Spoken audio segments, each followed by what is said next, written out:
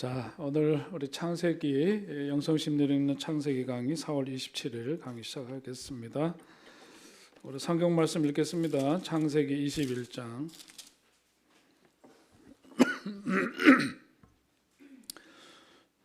창세기 21장 1절서부터 먼저 전반부 13절까지를 먼저 읽도록 하겠습니다. 창세기 21장 1절로 13절. 여호와께서 말씀하신 대로 사라를 돌보셨고 여호와께서 말씀하신 대로 사라에게 행하셨으므로 사라가 임신하고 하나님이 말씀하신 시기가 되어 노년에 아브라함에게 아들을 낳으니 아브라함이 그에게 태어나는 아들 곧 사라가 자기에게 낳은 아들을 이름하여 이삭이라 하였고 그 아들 이삭이 난 지 8일 만에 그가 하나님 명령하신 대로 할례를 행하였더라. 아브라함이 그의 아들 이삭이 그에게 태어날 때에 100세라. 사라가 이르되 하나님이 나를 웃게 하시니 듣는 자가 다 나와 함께 웃으리로다. 또 이르되 사라가 자식들을 젖먹이겠다고 누가 아브라함에게 말하였으리오마는 아브라함의 노경에 내가 아들을 낳았도다 하니라. 아이가 자라매 젖을 때고 이삭이 젖을 때는 날에 아브라함이 큰 잔치를 베풀었더라. 사라가 본즉 아브라함의 아들 애굽 여인 하갈의 아들이 이삭을 놀리는지라. 그가 아브라함에게 이르되 이 여종과 그 아들을 내쫓으라. 이 종의 아들은 내 아들 이삭과 함께 기업을 얻지 못하리라 하므로 아브라함이 그의 아들로 말미암아 그 일이 매우 근심이 되었더니 하나님 아브라함에게 이르시되 내 아이나 내 여종으로 말미암아 근심하지 말고 사라가 내게 이른 말을 이삭에게서 낳은 자라야 내 씨라 부를 것임이니라. 그러나 여종의 아들도 내 씨니 내가 그로 한 민족을 이기게 하리라 하신지라. 아멘. 예, 13절까지. 자,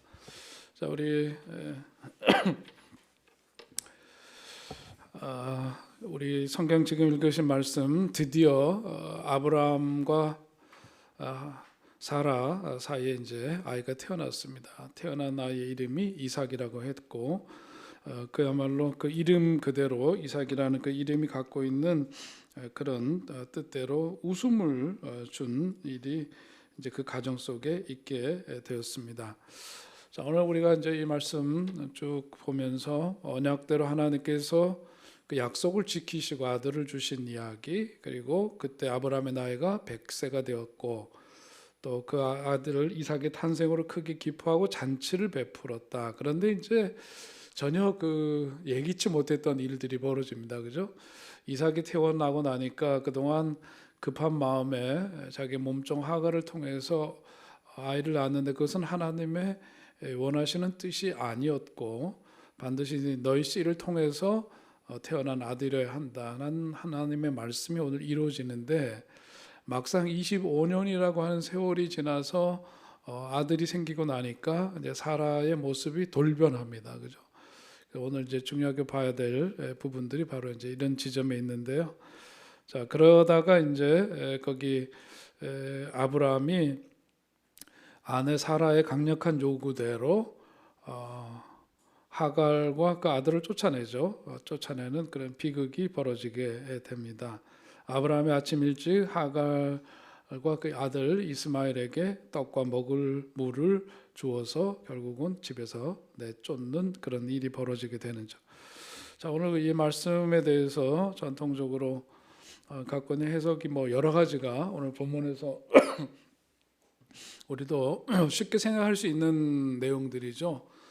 교회 다니면 하도 이제 이 창세기 말씀 많이 들었고 또 말씀을 보면 하나님 말씀이 우리들에게 어떤 그 메시지를 주시는구나 쉽게 포착할 수가 있는데 첫째는 뭐냐면 하나님의 약속은 반드시 이루어진다, 성취된다 하는 그런 말씀.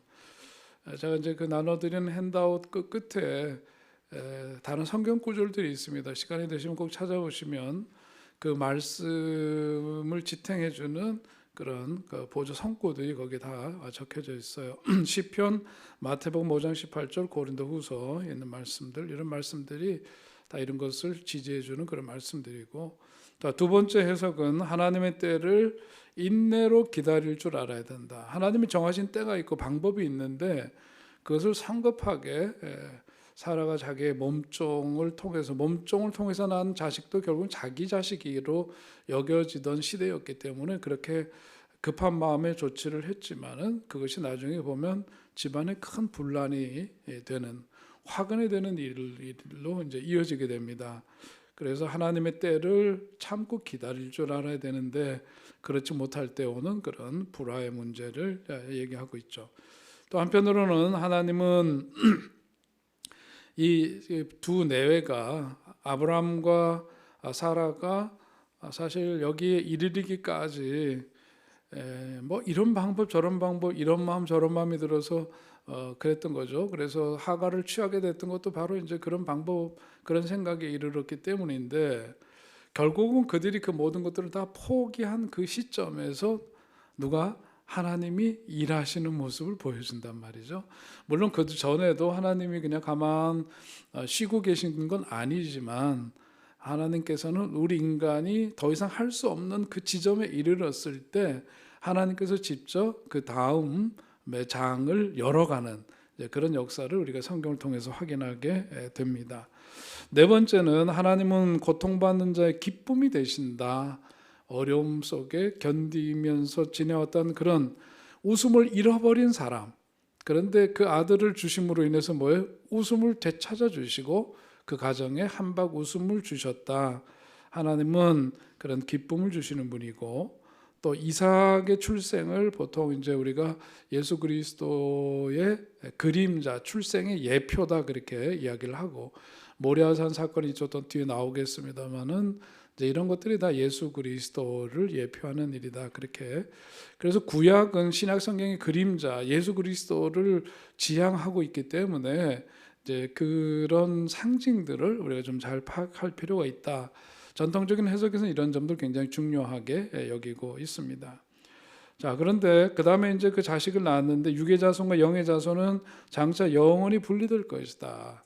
그래서 하나님의 계획대로, 그래서 하나님께서 지정하신 대로 그 정통적인 방법으로 태어난 그 아이를 통해서 이제 하나님의 구원 역사는 계승이 되는 거죠. 이어지게 되고, 그렇지 않은 경우에는 물론 그것도 인정을 해주고 긍휼하는 마음으로 세워주기는 하지만은 그것과는 이제 다른 길을 가게 되죠. 육의 자손과 영의 자손으로 그렇게 대별해서 표현할 수가 있습니다.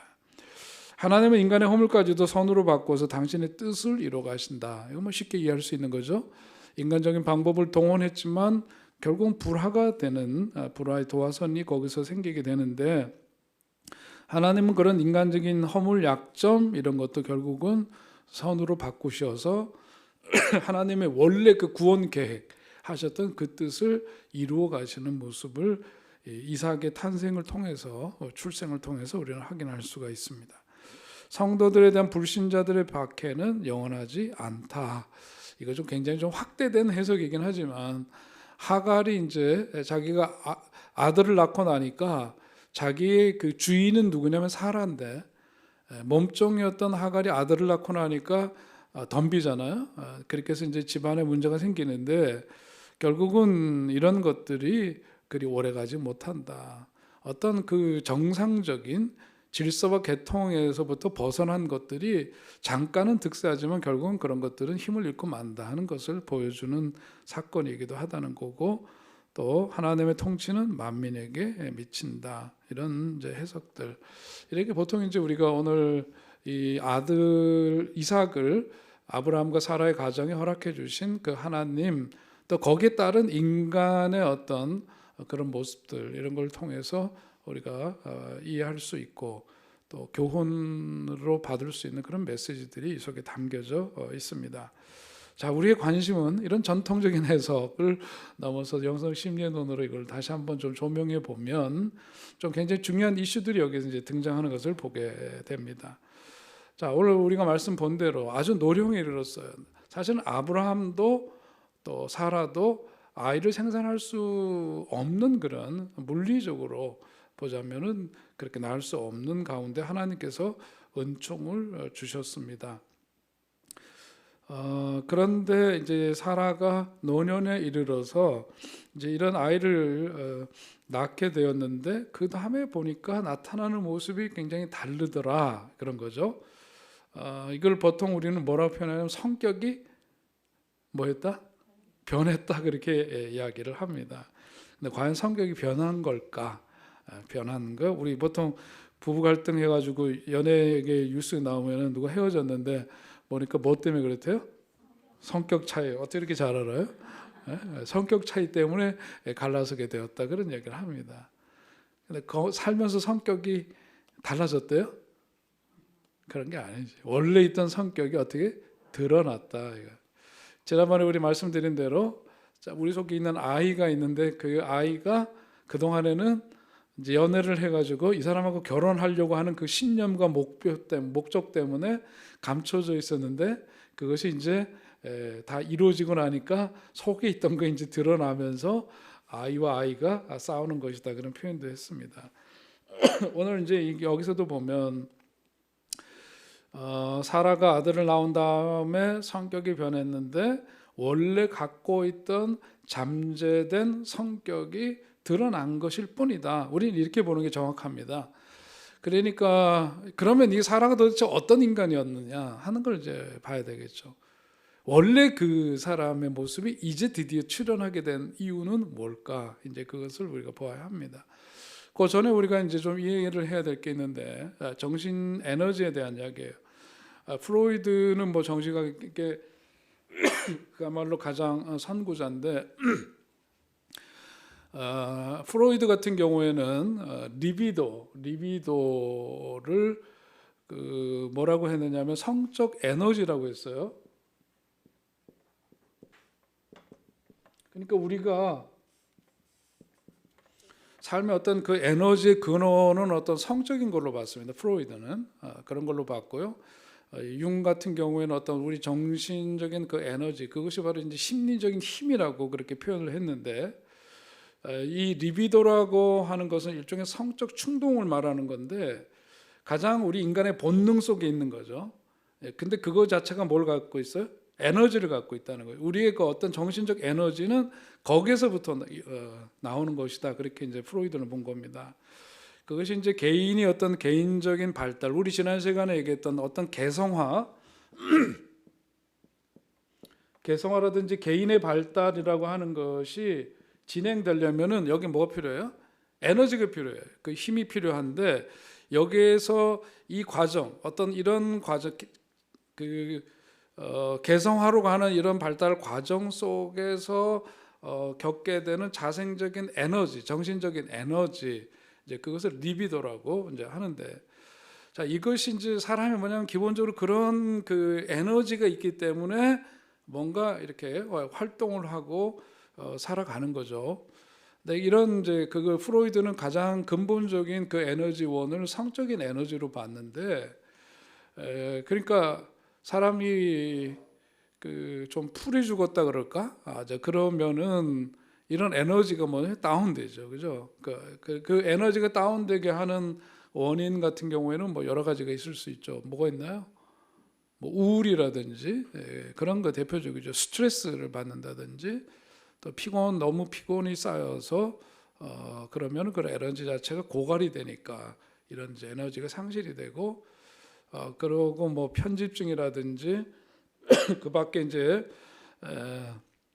배우자에 대한 매력을 잃었다든지 뭐 이런 것들이 다 이제 여기에서 이 에너지가 다운되는 게 정신적 에너지 자체가 다운되는 그런 결과를 빚게 되는 것이죠. 그러니까 이것은 사실 우리의 몸을 생각했을 때에도 우리가 오늘도 이렇게 뭐 강의를 한다든지 여러분들이 힘을 내서 이렇게 강의를 듣기 위해서 오신다든지 이럴 때 뭔가 에너지가 필요한데 그 에너지는 어디서 나오는 거예요? 가장 먼저는 뭔가 먹어야 됩니다. 먹어야 되죠. 맞아요? 아침 드셨어요? 대답을 안 하시네. 아침 먹어야 돼요, 여러분. 너무 많이 먹었어요. 음식을 먹으면 음식을 통해서 우리들에게 어떤 그 영양분이 몸에 공급이 되죠, 그죠? 몸에 공급이 되고 신체에 공급된 힘이 결국은 뭘로 나타나요? 육체적인 파워로 나타나는 거죠. 음식이 결국은 뭐냐면 우리의 육체적인 힘으로 나타나는 것처럼 우리의 정신적인 에너지라고 하는 것도 마찬가지라 이 정신적인 에너지는 뭐냐면 파워잖아요. 힘이죠. 정신적인 이 힘 자체는 그러면 어디서 오는 거냐? 경험에서 온다 이거예요. 경험에서. 경험에서 오고, 이 경험이 결국 어디 영향을 끼쳐요? 정신에 영향을 끼치고, 거기에서 뭐가 생기냐면 에너지가 생기는 거다. 그래서 이 경험이 굉장히 중요한데, 정신 문제에 있어서. 그러니까 우리가 태어나서 가장 중요하게 다루는 문제가 뭐였어요? 우리 여러 번 수도 없이 얘기했는데 애착이죠. 애착이 뭐예요? 주 양육자와 태어나서 태어난 그 아이의 관계 속에서의 애착 관계. 그게 뭐죠? 그 애착 관계는 다시 말해서 그 아이에게 뭐가 되는 거? 경험된 거. 예. 그 경험된 거. 그것이 정신에 영향을 끼치고 그 속에 정신적 에너지로 이렇게 연결이 되게 되어 있습니다. 자, 그런 신체적인 힘이 있으면은 우리 몸에 뭐가 있어요? 면역 체계가 있어서 바이러스 왔다가도 한 집안에서 누구는 걸리고 누구는 안 걸리고 그러잖아요. 저는 계속 체크해도 음성인데 기침은 나오고 알 수 없고 그래요 지금. 괜찮았는데 또 오늘 강단만 쓰면 기침이다. 이게 뭔지 모르겠어. 여기 공기가 달라서 그런가. 아무튼 자, 마음의 면역 체계도 마찬가지죠. 우리 건강하면 면역 체계 강해지고 그래서 건강을 유지할 수 있는데, 마음의 그 면역 체계가 약하면은 뭐가 생겨요? 건강 염려증이 생기고 심리적인 힘이 약화되는데, 자, 우리의 어떤 심리적인 힘이 강하면은 불안함이라든지 염려라든지 이런 것이 나를 통제할 수 없도록 만든단 말이에요. 그렇죠? 생각해 보면 이해가 금방 되죠. 그래서 우리가 계속해서 했던 얘기가 마음에 근육을 키워라, 그런 얘기 계속 하는 것은 심리적인 힘을 계속해서 우리가 음식을 먹고 운동을 해서 우리의 몸에 피지컬리 근육을 강화시키듯이 마음의 근력도 그렇게 계속해서 훈련하고 육성시킬 필요가 있습니다. 그러니까 우울증에 걸리거나 이런 경우는 뭐냐면 결국은 따지고 보면은 심리적인 힘이 약하기 때문에, 다시 말해 여기 말은 정신적 에너지가 약하니까 거기에 이제 그런 현상이 나타나게 됩니다. 자, 그러면서 한 가지 또 우리가 그 사라에 대한 이야기를 하기 전에 이해를 해야 될 게 뭐냐면, 우리 물리 시간에 배웠던 것 중에 하나가 뭐냐면, 자연의 기본 법칙 중에서 물리 법칙 중에 하나가 뭐냐면 에너지 보존의 법칙이라는 거 들어보셨나요? 예. 어떤 외적인 그게 가해지기 전에 그거는 그 속엔 에너지는 그대로단 말이에요. 그래서 우리 어떤 그 심리적인 정신적인 상태를 얘기할 때도 어떤 등량의 같은 양의 에너지가 있다고 봐요. 같은 양의 에너지가 우리들한테 있다, 이게 있는데, 이 에너지가 우리들 속에 그 일정량이 있어서, 예를 들면 평생 동안 쓸 수 있는 에너지의 양이라고 하는 것이 100이다 이렇게 한정되어 있는데, 그 에너지를 어디다 쓰느냐의 문제인데, 이 정신적인 에너지가 어느 한쪽으로 몰리게 되면 예를 들어서 착한 척 하려고 하는 데다가 에너지를 쓰다 보면은 그쪽으로 에너지가 쏠리면 어떻게 돼요? 한쪽으로 치우치게 되죠. 그러니까 나중에 뭐냐면은 이것과 반대되는 것들이 나타나게 된다.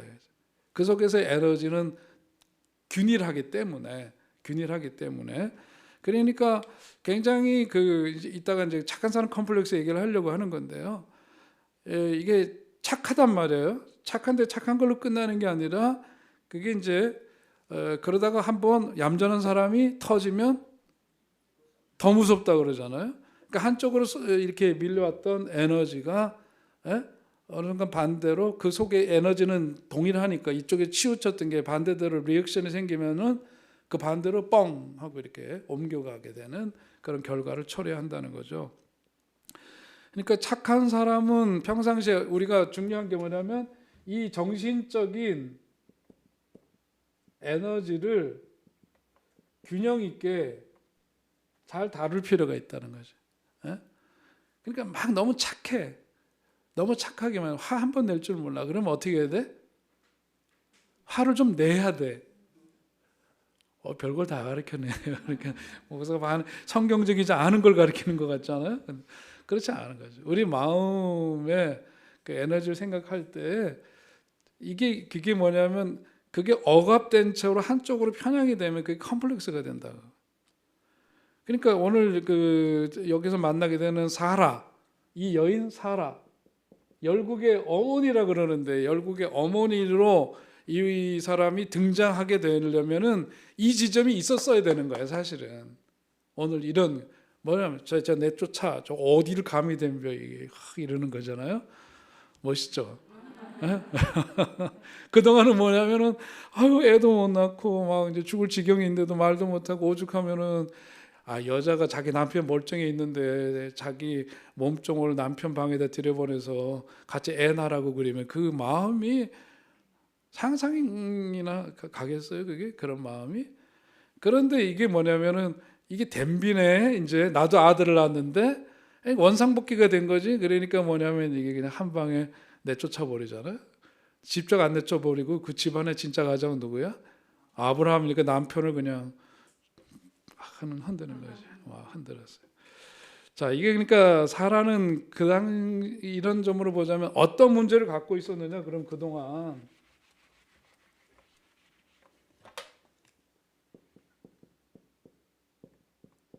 그 사람이 갖고 있었던 문제는 바로 이거였다는 거죠. 착한 아이 컴플렉스를 갖고 있었다. 그렇게 볼 수 있습니다.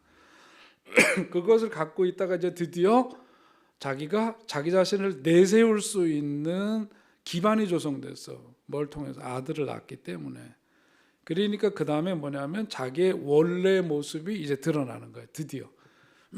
자, 살아가고 있었던 이 문제를 우리가 가만 보면은 우리가 살아가면서도 마찬가지입니다. 착하게 살아야 된다.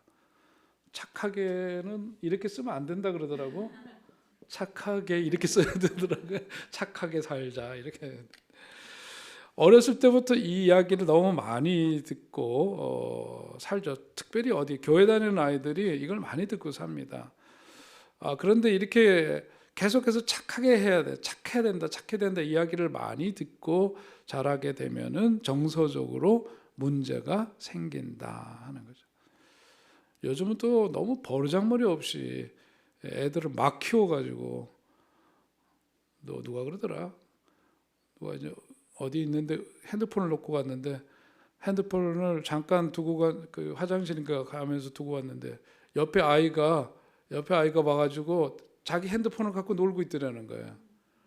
놀래가지고서는 달라 그러면서 무서운 표정을 했더니 애 엄마가 자기 아이를 야단치는 게 아니라 얘야 저 아저씨 되게 화났나 보다 그렇게 얘기를 하더라는 거예요.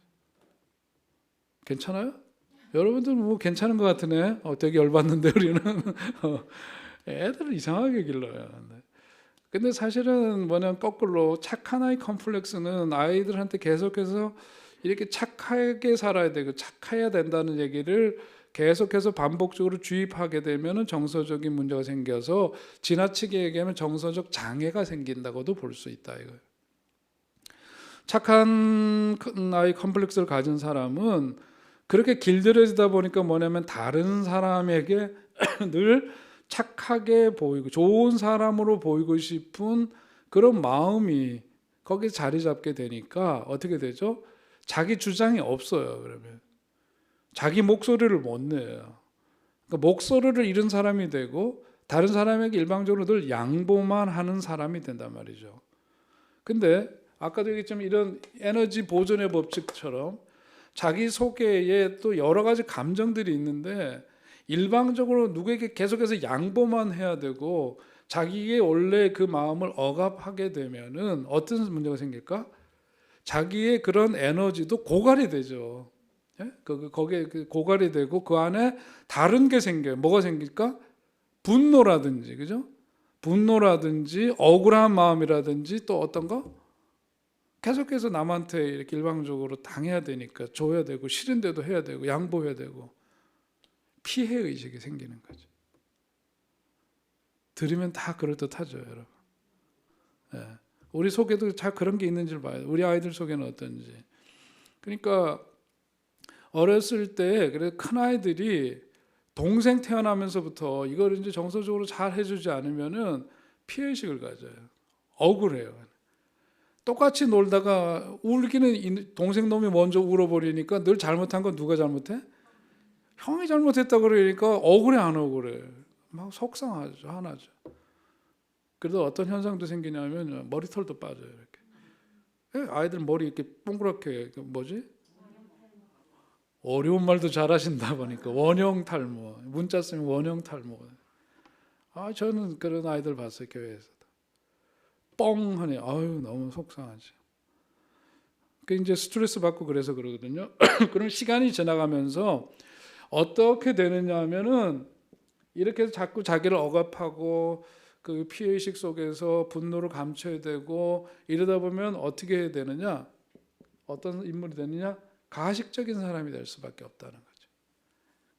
가식은 뭐예요? 자기를 감추는 거죠. 자기를 감추고 이중적인 그런 모습으로 그러니까 분노는 해로운 것이라고 비난하면서 마치 자기 속에는 그런 분노라고 하는 것은 하나도 없는 것처럼 어떤 평화를 위장하게 되죠. 평화로운 마음을 위장하게, 가짜 평화를 연출하게 되고, 그러나 그 속에 있는 분노는 어디로 증발해 버린 게 아니에요. 그 속에 남아 있죠, 그죠? 그러니까 이것이 쭉 그 억압돼 있단 말이죠. 그런 분노가 억압돼 있다가 어떻게 될까? 용수철처럼 어느 순간인가 튀어나온단 말이지. 그러니까 그걸 뭘로 나올까? 폭력적인 걸로 나오는데 워낙 착한 아이로 길들여진 이런 속에서 형성된 거니까 수동적 폭력성으로 나타나게 된다. 그러니까 다른 사람들에게 직접적으로 덤빌 수는 없어요. 길들여졌기 때문에. 그러니까 수동적 폭력성이라고 하는 것은 간접적으로 불편함이나 어떤 불이익을 줘야 되는 거지. 정면으로 맞설 힘은 없으니까 묘하게, 그 뒷담화 친다는 얘기 들어봤어요? 처음 들어보시나? 다른 사람들을 묘하게 이용해서 뒤로 해롭게 한다든지 이런 건 뭐냐면 자기가 맞설 수가 없기 때문에. 그러니까 여기에 이제 착한 아이 컴플렉스에 빠지면은 결국 이런 게 있으면은 이렇게 나타나게 되고 이것은 그렇게 수동적 폭력성으로 나타나게 된다. 그러니까 이건 뭐 굉장히 유아적이죠. 유아적인 방법으로 상대방을 굉장히 곤욕스럽게 만들어요. 근데 그게 뭐냐면 우발적인 것 같고 뭔가 이렇게 된 것 같지만 사실은 굉장히 그 속에서 직접적으로 표현해낼 수 없기 때문에 계산되고 은밀하게 포장된 폭력성이 상대방의 불이익을 주는 형태를 이렇게 나타나게 되더라. 그런 거죠. 건강해요? 전혀 안 건강해져. 그래서 착한 아이 컴플렉스를 가진 그런 분노 억압자들은 겉으로는 굉장히 점잖게 보이고 사람이 퍽 괜찮아 보여요. 착해 보여요. 그런데 사실 그 속을 열어다 보면 그 속은 무슨 가슴? 새 가슴. 좁쌀 영감이란 말 들어봤어요? 그런 게 바로 여기에 해당되는 겁니다. 사실. 그런 형태로 나타나게 된다. 늘 이런 사람들은 뭐냐면 바른 소리를 하죠. 늘 바른 소리를 달고 살지만 이런 사람들은 굉장히 피곤하지. 가까이 하기엔 너무 멀고픈 당신이지. 너무 멀리 하고픈 당신. 옆에 가면 피곤해요, 이런 사람들.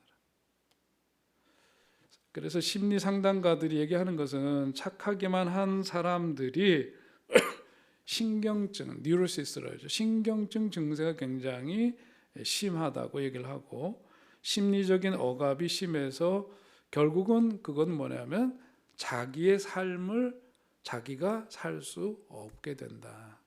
심리적인 문제는 바로 이제 이런 점을 우려하게 됩니다. 자, 그 다음에 또 한 가지 문제가 있어요. 그 뭐냐면 착한 아이 컴플렉스에 걸려 있으면은 동물의 세계에서 보면 사자가 어떤 놈을 공격해요? 그 무리들 누떼가 수천 마리가 막 있고 그러는데 거기 어떤 놈을 공격해? 제일 약한 놈, 병들어 있거나 어디 다리다 찔뚝거리거나 찔뚝 말고 쩔뚝거리는 그러는 또 뭐 태어난 지 얼마 안 돼갖고 연약한 것을 공격하거든. 사람들 사이도 마찬가지예요. 사람들 사이에서도 보면 못된 인간들은 이런 사람들 일컬어서 우리는 뭐라고 해요? 동물의 세계에서는 사자나 이렇게 맹수들이 다른 놈을 공격해서 잡아먹는 아들 뭐라 그래요? 포식자라 그러죠. 인간사에서도 이런 사람이 있어요. 포식자. 정확하게 다른 사람의 그 착한 아이 컴플렉스를 갖고 있는 사람을 보면 정확하게 봐요. 어떻게 하죠? 저 잡아먹을 놈으로 보는 거야. 그럼 어떻게 하지? 계속 걔를 괴롭히고, 왜냐면 저항을 못할 걸 아니까 계속 괴롭혀요. 그러니까 사람들 인간사 속에서도 포식자가 있다.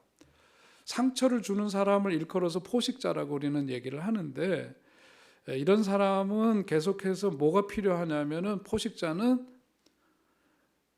동물의 세계에서 사자가 배부르면은 안 잡아먹어요. 근데 가끔 가다가 하이에나나 이런 놈들이 와서 까불면 그러죠. 가서 확 물죠. 확 무는데 잡아먹지는 않아요. 먹지는 않아. 그건 뭐냐면은 까불면 이렇게 되는 거야. 봤지? 이거 보여주는 거거든. 포식자들은 뭐냐면 자기가 어떤 주도권을 가지고 있다는 것을 계속해서 보여주기 위해서 괴롭혀요.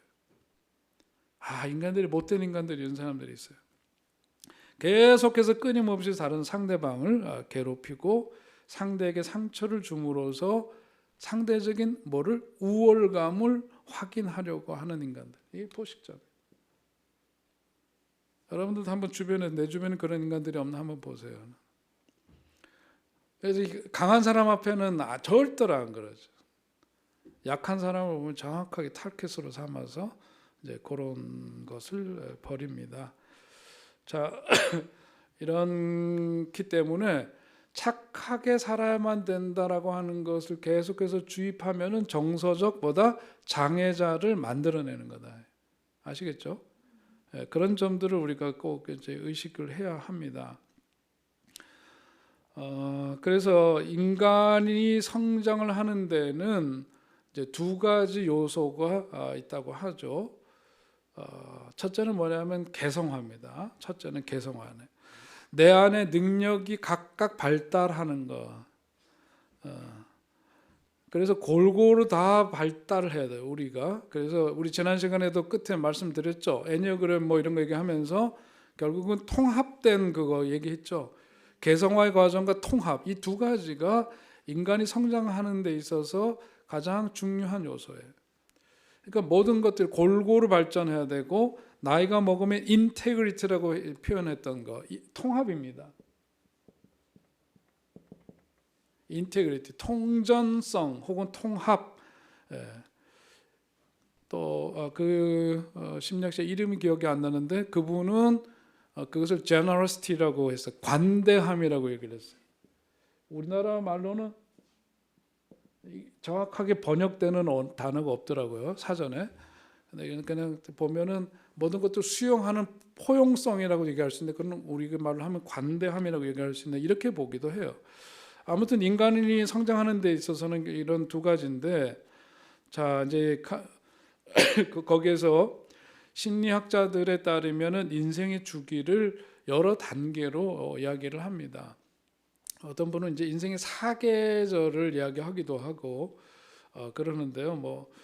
인생의 주기로 얘기를 할 때 대표적으로 이제 칼 융이 얘기한 것을 이제 대표적으로 우리가 보통 많이 사용하는데, 칼 융은 크게 그냥 4단계로 나눴습니다. 아동기, 청년기, 중년기, 노년기, 이렇게 크게 나눴는데요. 이 이야기를 하는 건 이제 사라 얘기를 하면서, 사라가 그렇게 아들을 낳은 다음에 돌변한 것은 돌변이 아니라 이런 착한 아이 컴플렉스를 갖고 있었기 때문에 이것에 대해서 그것을 이렇게 억압하고 있었던 거죠. 그런데 그것이 이제 자기 목소리를 낼 수 있는 시점에 이르는 거예요. 근데 이거를 우리 심리의 눈으로, 영성 심리의 눈으로만 이렇게 보는 것뿐만 아니라 신앙적인 눈으로 보자면은 어쩌면 뭐냐면, 사라라는 이름이 아까 뭐라 그랬어요? 열국의 어머니라고 했죠. 세계 열방을 향한 큰 어머니예요. 그런데 착한 아이 컴플렉스를 갖고 있으면 돼야 안 돼요. 그러면 열국을 품을 수 있는 어머니 못 됩니다. 그러니까 어떻게 보면 이런 지점에 이르기까지 하나님께서는 기다리시고, 이게 사라가 결국은 이런 어떤 삶의 변화에 이르기까지를 기다리시고 또 이런 자기 목소리를 내면서 우리가 하갈의 입장에서 보자면은 이제 여성학적인 여성신학의 입장에서 보자면 굉장히 할 말이 많겠지만 우리가 갖고 있는 영성신의 눈으로 구속사적인 어떤 시각에서 이것을 다시 한번 이렇게 보면은 하나님께서 열국의 어머니로 삼기 위해서 이 지점까지 오게 하셨구나 하는 그런 생각을 갖게 되죠. 사실은 이렇게 함으로써 하갈의 입장에서는 쫓겨나는 신사가 되었지만 하갈이 갖고 있었던 컴플렉스가 또 있어요. 그건 이제 다음 시간에 우리가 시간이 모자란 다음 시간에 이어서 보겠지만 하갈이 갖고 있었던 컴플렉스는 일등주의거든요. 이제 이런 그 하갈이 갖고 있었던 컴플렉스를 이러한 경험을 통해서 하갈 역시도 자기 문제를 보게 되고 하나님은 어떻게 했어요? 그를 통해서도 민족을 이루시는 거 맞아요? 네, 그렇게 간 거는 뭐냐면 하나님이 그 각 사람이 갖고 있었던 컴플렉스를 극복하고 자기 목소리를 내고 자기 자리를 찾기까지 어쩌면 기다리시고 도와주신 그런 결과가 아닐까 그렇게 우리가 볼 수 있는 거죠. 자, 그래서 이제 이 사라에 대한 이야기를 우리가 그런 점에서 이해를 한편으로 하고 그 다음에 이제 사라가 갖고 있었던 문제는 피학적인 그런 거거든요. 메소키즘이라고 하는 그런 문제인데 그 문제를 보기 전에 인생을 성장하고 아까 개성화의 과정 얘기했지만 이런 발달 과정 속에서의 그 주기를 4단계로 칼 융은 나눴는데 첫째는 아동기입니다. 아동기는 출생에서부터 사춘기까지를 나눈 그때까지의 시기입니다. 인생 주기인데 여기에는 문제가 별로 없을 때죠. 아이 때 아주 어린 아이 때 무슨 문제가 있는 게 아니죠, 그죠? 아이 때는 문제가 없어요. 근데 사람에게 있는 어떤 의식적인 자라고 하는 것이 있는데 주위 것을 보고 논리적으로 해석하게 되는 자를 말하는 거예요.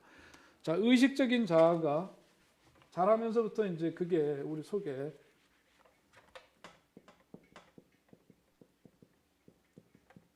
이게 중요한 부분이거든요. 아이가 의식이 있는데 처음엔 그것을 해석할 능력이 없어요. 그런데 그것을 해석하는 의식적인 자아가 없는데 그러다 보니까 시시때때 애들이 변하죠. 그것을 해석할 수 있는 능력이 없어서 그래요. 의식적인 자아는 그런데 뭐냐면 외부 사람에 의해서 영향을 받습니다. 자, 의식적인 자아가 그래서 아까 처음에 우리가 늘 얘기하는 애착과 다 관계되는 거거든요.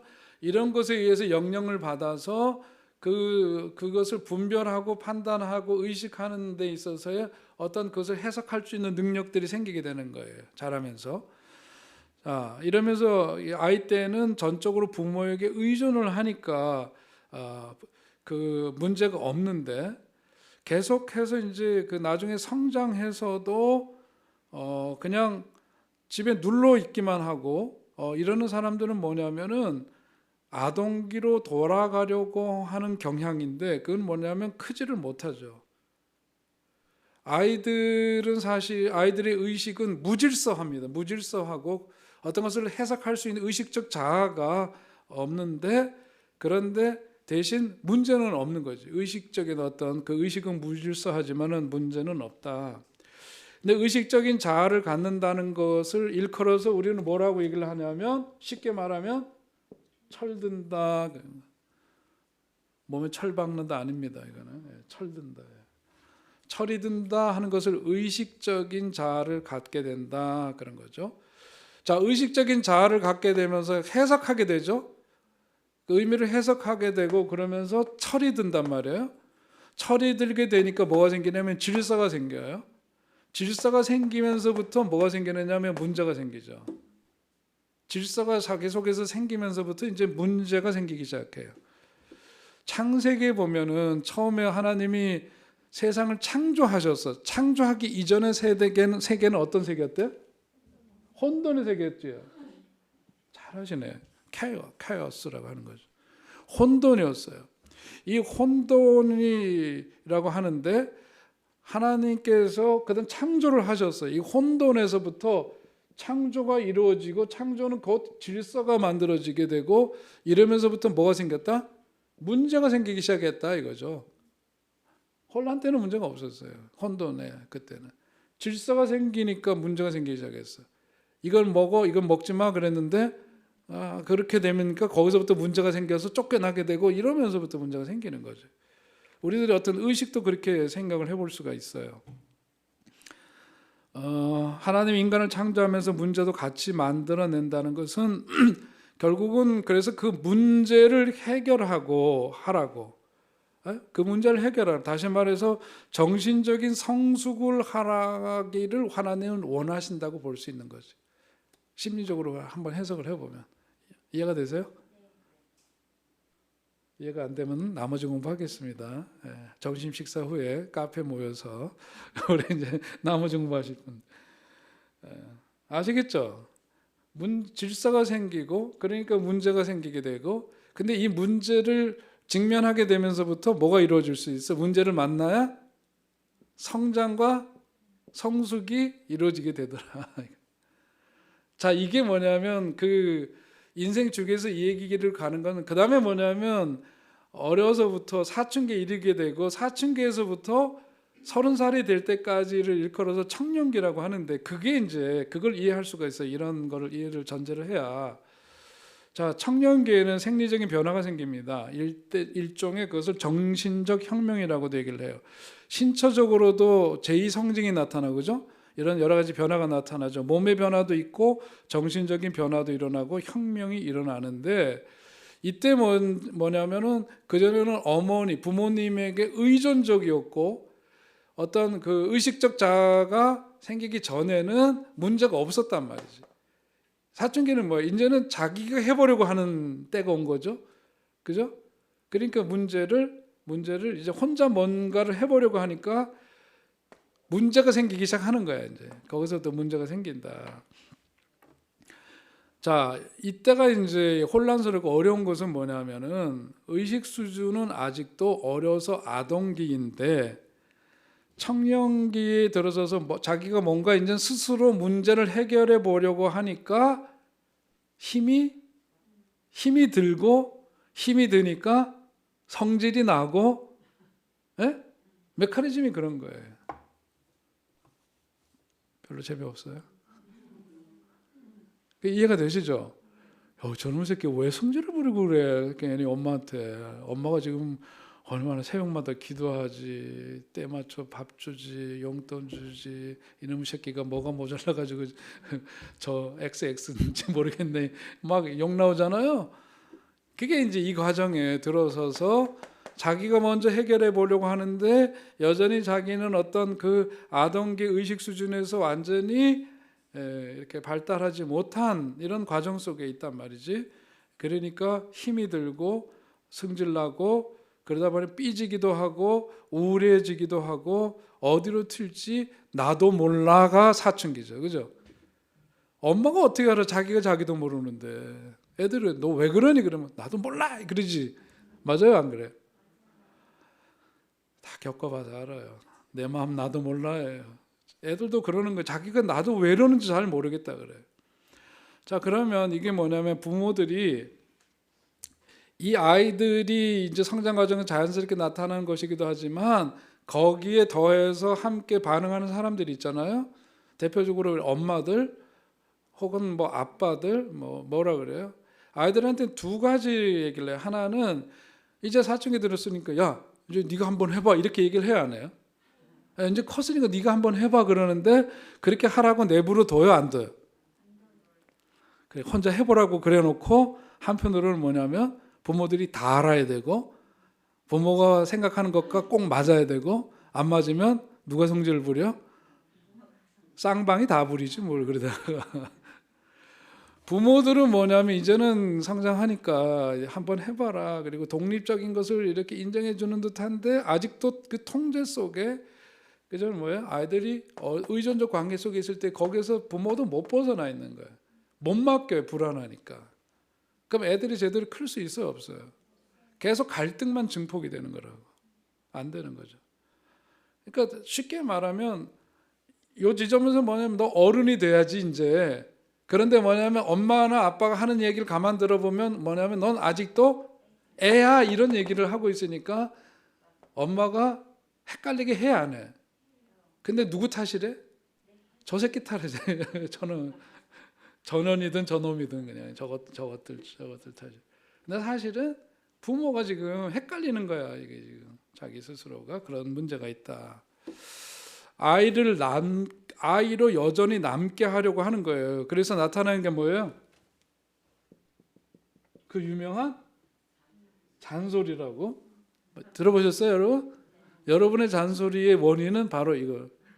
네가 이제 어른이 돼야지 하면서도 여전히 너는 내 새끼고 내 애고 너는 여전히 아이고, 그러니까 자기가 뭐라 해서 하는 소리, 잔소리입니다. 이게 잔소리.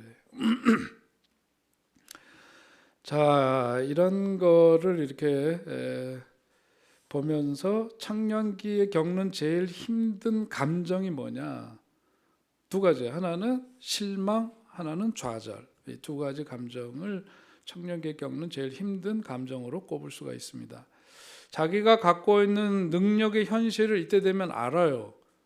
여러분 이제 초기 사춘기 과정을 겪고 그 다음에 이제 청년기 되면서 독립적으로, 그러니까 이제 나이가 됐으니까 어떻게 한대? 나 따로 살겠다 그러잖아요.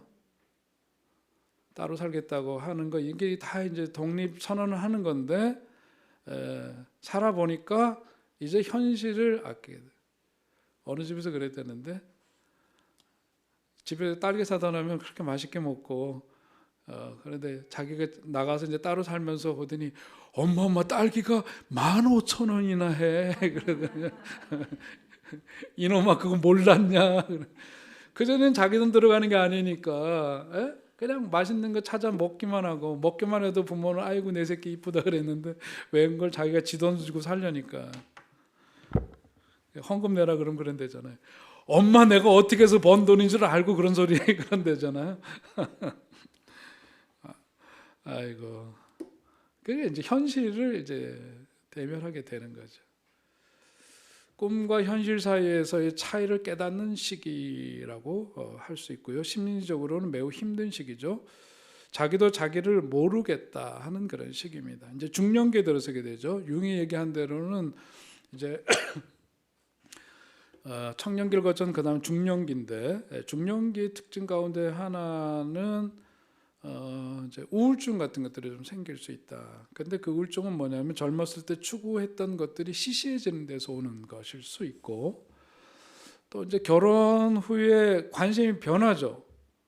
관심이 변하니까 생일 선물 같은 거 잊어버려요. 결혼 날짜 잊어버립니다. 이런 게 다. 남자가 돈에 관심 있는 것은 왜 그러냐? 능력을 보이고 싶어서 그렇다. 시간과 에너지와 돈을 쏟았던 것이 중요한 것이 아니라는 것을 깨닫게 되는 시기, 이것도 중년기입니다. 일하는 분야에서 안정감을 갖게 되죠. 이제 숙년이 되고 숙달이 되니까. 그러나 동시에 뭘 느껴요? 지루함, 보링하다는 말을 많이 합니다. 지루함을 동시에 느끼고 회의를 해요. 야, 이거 말고 다른 거 할 것 없나? 근데 대개 보면 그거 말고 할 것 없어요. 목사 말고 나 다른 거 하면 안 될까? 그런데 보니까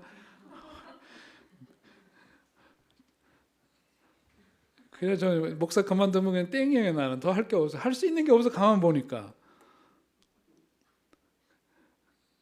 너무 측은하게 보지 마세요. 그렇다고 해서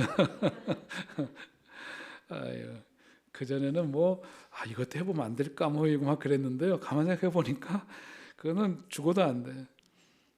내 친구 어저께 은퇴를 한 친구가 있는데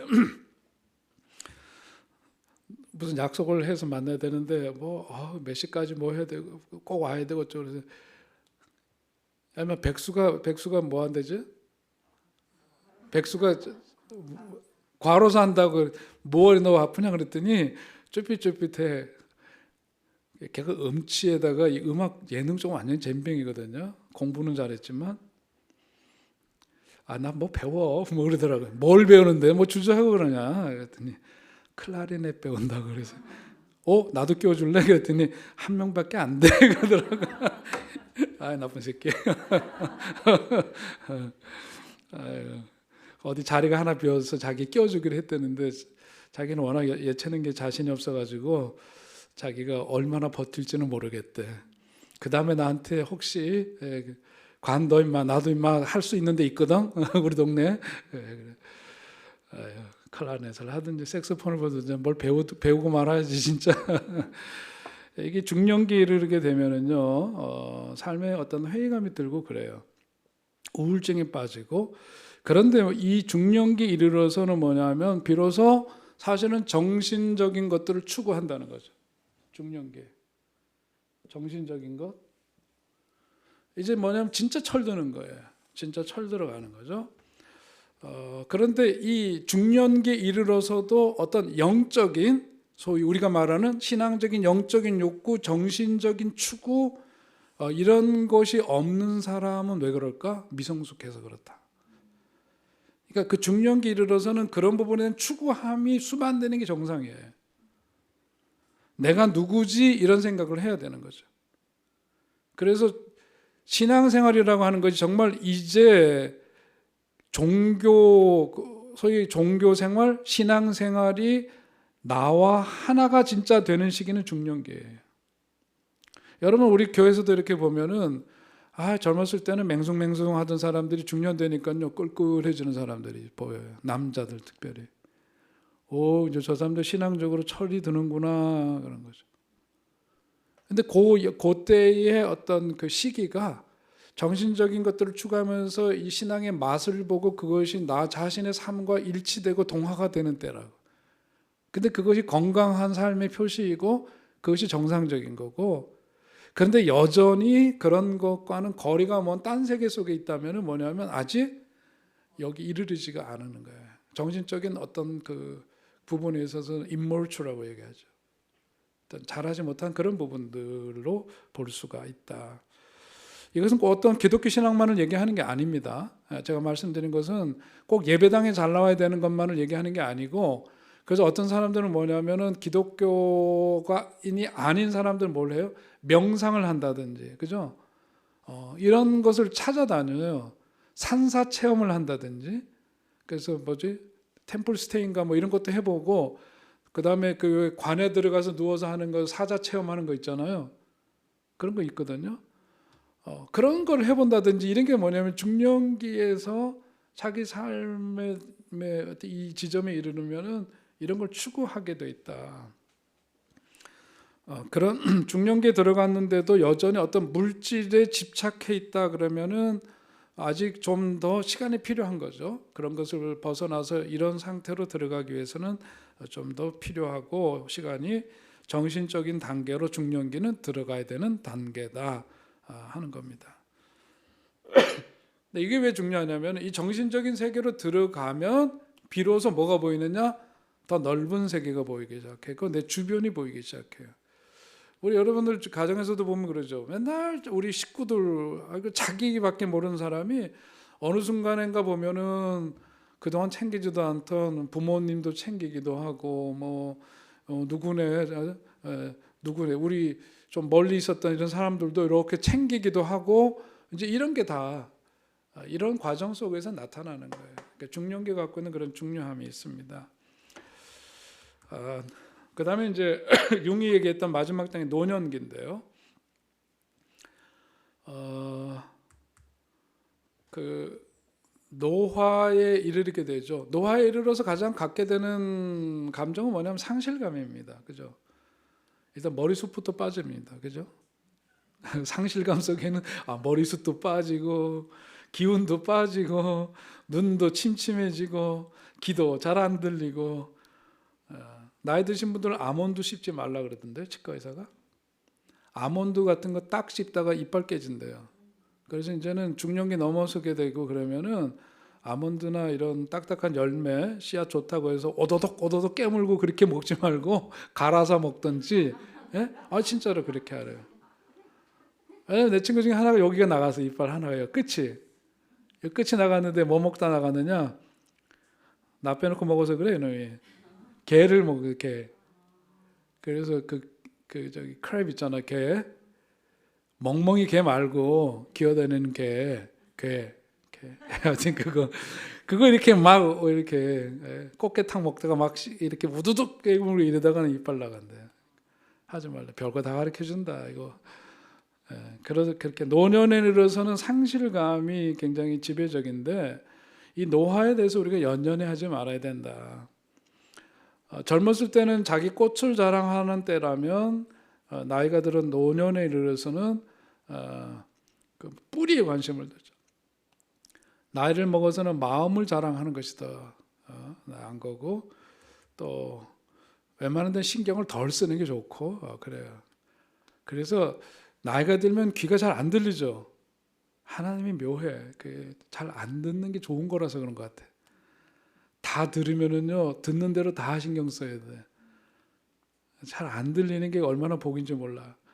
근데 나에 대해서 얘기하면 잘 들려. 그것도 신비해. 그것도 참 이상하죠. 나에 대한 얘기는 휙 지나가면서도 들리고 와이프가 얘기하는 것은 경청을 하려고 해도 안 들리고 그건 왜 그런지 모르지만 하여튼 그것도 신기해. 자, 게일 시히라고 하는 분이 있는데 심리학자인데요. 그분은 10대 10년 단위로 해서 인생을 나눠서 그렇게 설명을 했습니다. 그러니까 그분이 한 얘기인데 잠깐 제가 읽어드릴게요. 이거는 인간은 껍질이 단단한 갑각류와 전혀 다르다. 바닷가재는 견고하게 방어적인 껍질을 지속적으로 만들고 벗겨내는 과정을 통해 성장한다. 매번 안쪽에서 새로운 껍질이 만들어지면 바깥쪽 껍질은 떨어져 나간다.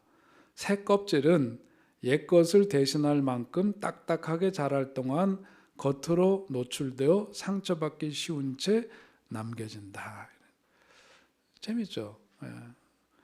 네, 그러면서 이분이 이제 10년 단위로 그 인생 주기에 대해서 얘기를 했는데 이거는 그 아까 칼 융이 얘기했던 이제 그런 기준에서 보면은 뭐 크게 다르지 않는데 이 사람이 이제 강조하는 점들은 조금 다른 점이 있는데요. 이건 시간이 진도 나가야 되니까 나중에 시간이 되면 하겠고, 자, 그 게일 씨가 얘기했던 부분들은 혹시 나중에 기회가 되면 또 다루도록 하겠고, 자아 정체성을 이제 추구하는 이런 이 추구를 융은 뭐라고 얘기를 했다 그랬어요? 자아의 정체성을 추구하는 이것을 개성화라고 얘기했다 그랬죠? individuation, 개성화라고 얘기했고, 우리가 이제 그 메슬로 얘기도 들었죠. 그 전에 우리 인간의 어떤 욕망의 단계 얘기했을 때 메슬로 얘기 많이 했죠. 그분은 이것을 자아 실현이라고 그렇게 표현을 했습니다. 융이 얘기했던 개성화, 메슬로의 자아 실현, 그리고 지금 소개하려다가 자세한 뒷얘기는 하지 않았던 그 게일 쉬라고 하는 분은 자신의 진실한 모습을 찾는 것이라고 그는 그렇게 표현을 했습니다. 자, 그러면서 우리가 이제 사라가 갖고 있는 그 문제를 우리가 다시 돌아가서 보면 두 번째 사라가 갖고 있었던 문제, 여기까지만 하고 마치도록 하겠는데요. 그것은 뭐냐면 피학적이라고 하는 거죠. 피학적이라고 하는 거. 여러분 그 세디즘이란 말 들어보셨어요? 세디즘 뭐예요? 가학성 장애죠. 가학성 장애. 세디즘과 메소키즘.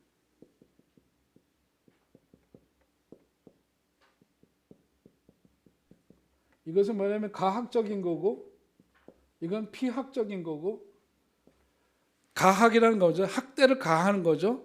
상대방의 그걸 가하는 거고, 학대를 가하는 거고, 피학은 뭐냐면 자기 스스로가 고통을 받는 거죠.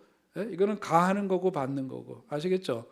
자, 여기에서 이제 사라가 갖고 있는 부분에서는 어떻게 보면 피학증적인 그런 부분을 볼 수가 있다는 거죠.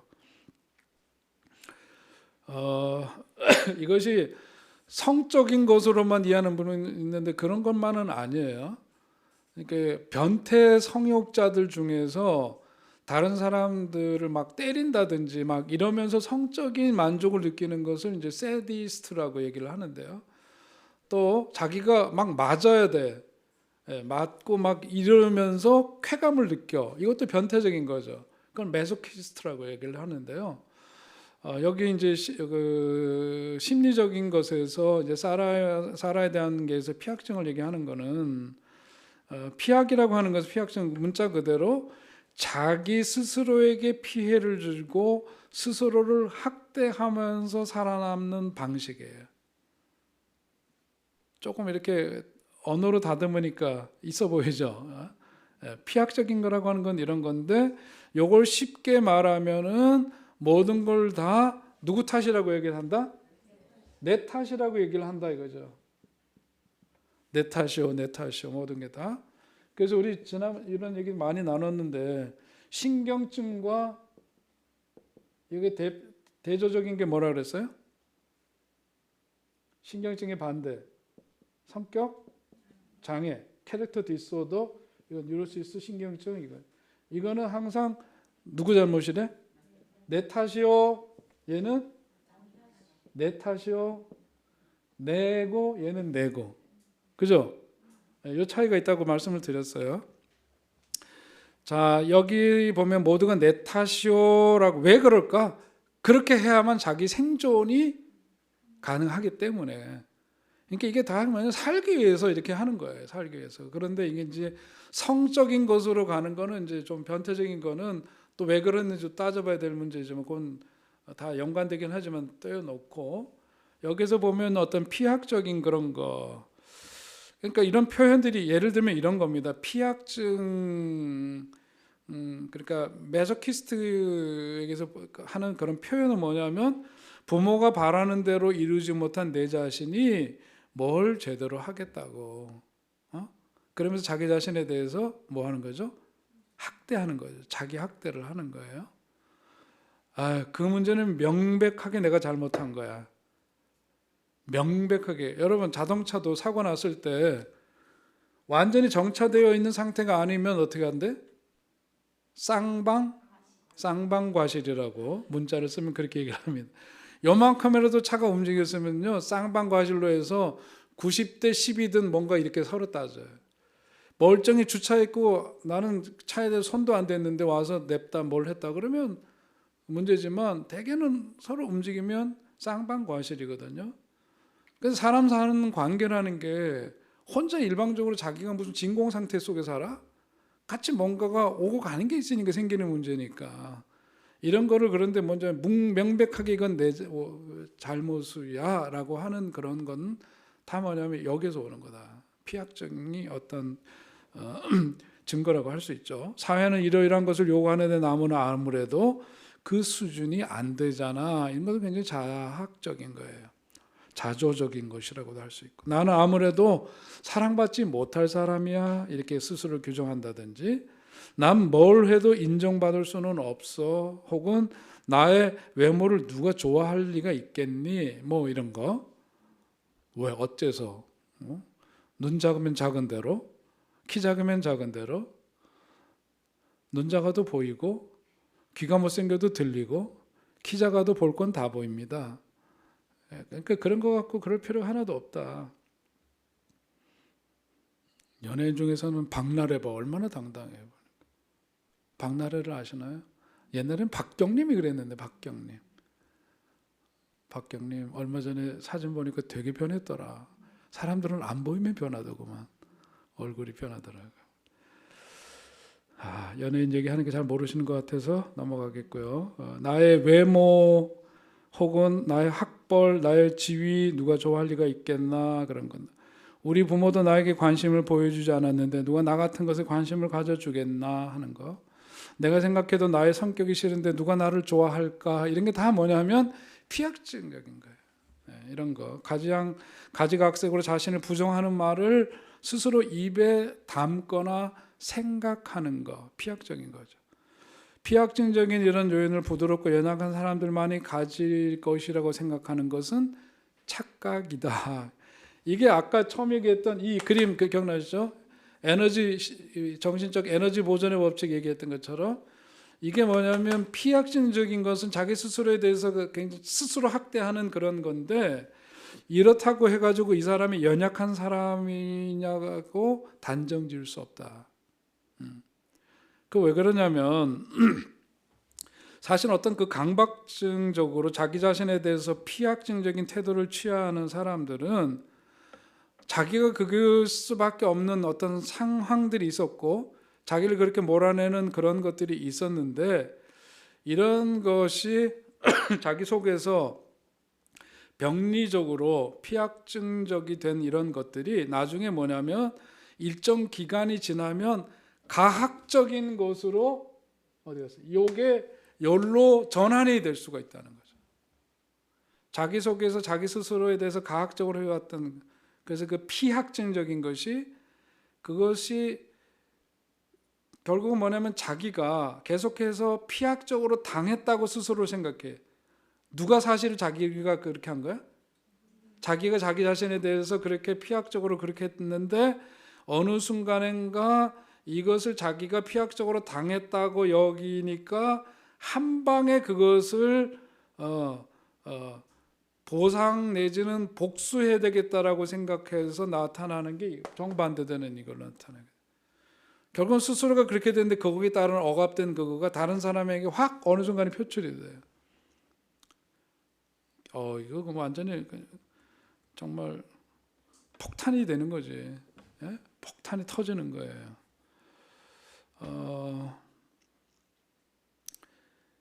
강박적으로 자신에 대한 피학증적인 태도를 취할 때는 어떤 상대도 그를 상대하기가 어려울 정도인데, 문제는 다소 추쟁적인 특징을 가진 피학증적인 사람들은 계속 피학증적으로만 머물지 않게 된다는 것. 그게 문제다.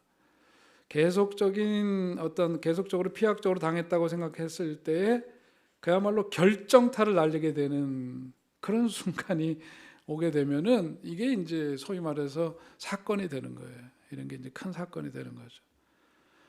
보통 때 피학적인 사람들 수그리고 있죠. 내 탓이야. 내가 그렇게 했기 때문이야. 그래서 신문에 가끔 나는 게 뭐예요?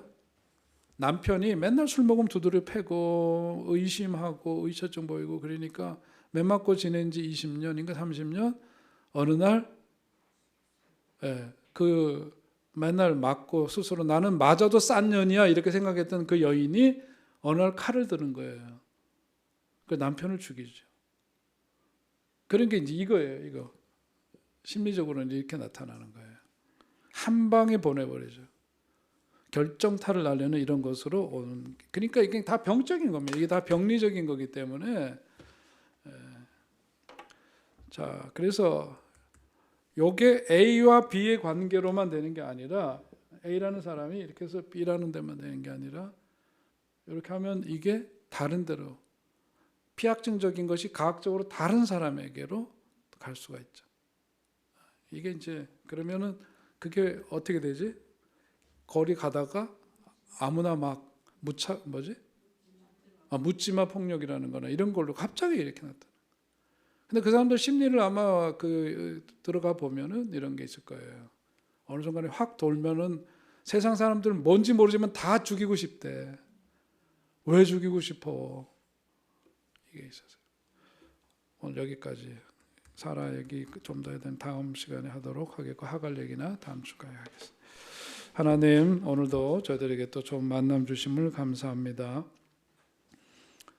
또 하나님께서 오늘 사라의 이야기를 통해서 우리들 속에 또 내재해 있는 그런 모습도 보게 하시니 감사드립니다.